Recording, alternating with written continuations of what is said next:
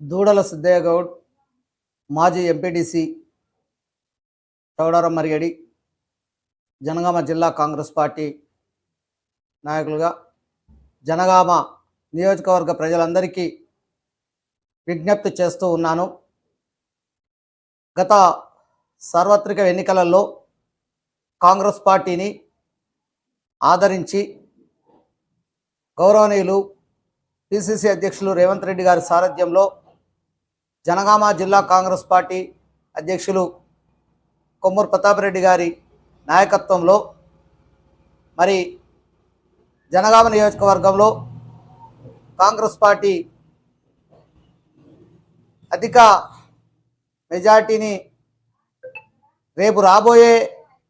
Parliament ఎన్నికలలో జనగామ నియోజకవర్గం నుంచి కాంగ్రెస్ పార్టీ అభ్యర్థి చావల కిరణ్ కుమార్ రెడ్డి గారికి జనగామ నియోజకవర్గం నుంచి అత్యధిక మెజార్టీని ఇచ్చి దేశంలో కాంగ్రెస్ పార్టీ ప్రభుత్వ ఏర్పాటులో జనగామ ప్రాంత ప్రజల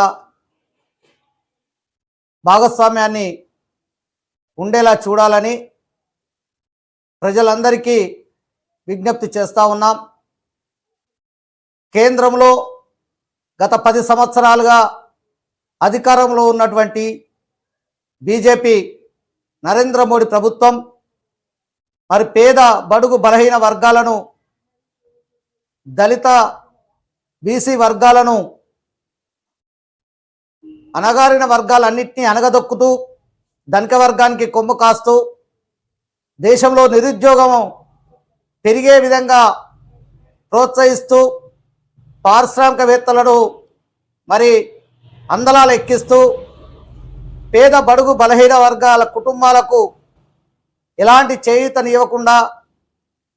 కేంద్ర ప్రభుత్వం 10 సంవత్సరాలు దుర్మార్గమైనటువంటి పరిపాలన సాగిస్తున్న సందర్భంలో గతంలో రాష్ట్రంలో ఉన్నటువంటి దుర్మార్గమైనటువంటి పరిపాలనను ప్రజలందరూ మరి అంతమొందించి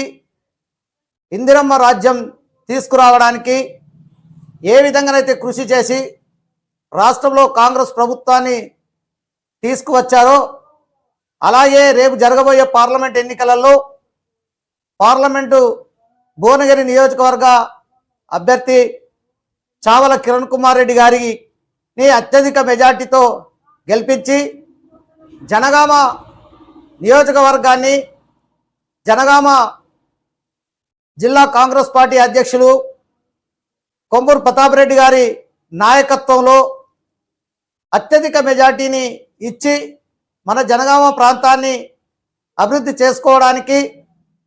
మరి ప్రజలంతా ఒకే తాటిపైకి వచ్చి కాంగ్రెస్ పార్టీ హస్తం గుర్తుకు ఓటు వేయాల్సిందిగా విజ్ఞప్తి చేస్తూ ఉన్నాం. అలాగే గతంలో కాంగ్రెస్ పార్టీ ఇచ్చిన హామీలన్నిటినీ నెరవేర్చేందుకు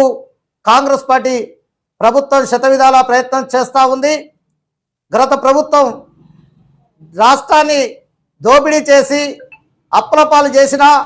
కాంగ్రెస్ పార్టీ మరి వాటన్నిటిని అధిగమించి ప్రజలకు సంక్షేమ పథకాలను అందించేందుకు మరి శతవిధాల ప్రయత్నం చేస్తూ ఉంది. రేపు ఆగస్టు 15 లోపు మరి గౌరవ సోనియా గాంధీ గారి, రాహుల్ గాంధీ గారి, మల్లికార్జున ఖర్గే గారి